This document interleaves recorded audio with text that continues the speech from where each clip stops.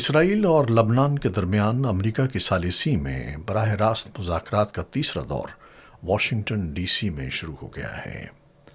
یہ بات چیت ایسے وقت میں ہو رہی ہے جب موجودہ جنگ بندی کی مدت ختم ہونے میں چند روز باقی رہ گئے ہیں، جس نے بڑی مشکل سے اسرائیلی حملوں اور حزب اللہ کے جوابی اقدامات کو محدود کیا تھا۔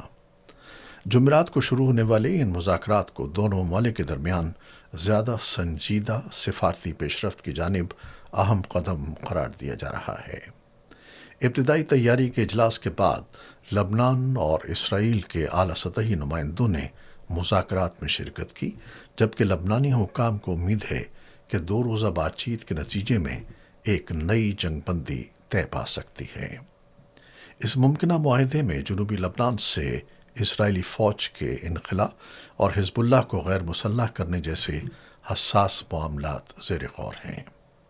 لبنان کی نمائندگی سابق سفیر اور وکیل سائمن کرم کر رہے ہیں، جنہوں نے ماضی میں بھی جنگ بندی سے متعلق بالواسطہ مذاکرات میں کردار ادا کیا تھا۔ اسرائیل کی جانب سے قومی سلامتی کے نائب مشیر یوسی دریزن شریک ہوئے۔ امریکی وزیر خارجہ مارکو روبیو اس اجلاس میں شریک نہیں ہوئے کیونکہ وہ امریکی صدر ڈونلڈ ٹرمپ کے ہمراہ دورہ چین پر ہیں۔ مذاکرات سے ایک روز قبل لبنان میں اسرائیلی حملوں میں ایک خاتون اور اس کے 2 بچوں سمیت کم از کم 12 افراد شہید ہو گئے، جس سے خطے میں کشیدگی مزید بڑھ گئی ہے۔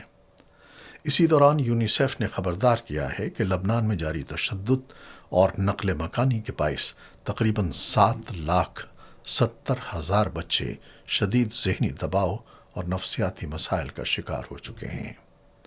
یونیسیف کے مطابق متاثرہ بچوں میں خوف، بے خوابی اور مایوسی کی علامات تیزی سے بڑھ رہی ہیں۔ ادارے نے کہا کہ بار بار نقل مکانی، قریبی افراد سے جدائی اور مسلسل تشدد بچوں کی ذہنی صحت پر گہرے اثرات مرتب کر رہے ہیں، جن کے نتائج طویل عرصے تک باقی رہ سکتے ہیں۔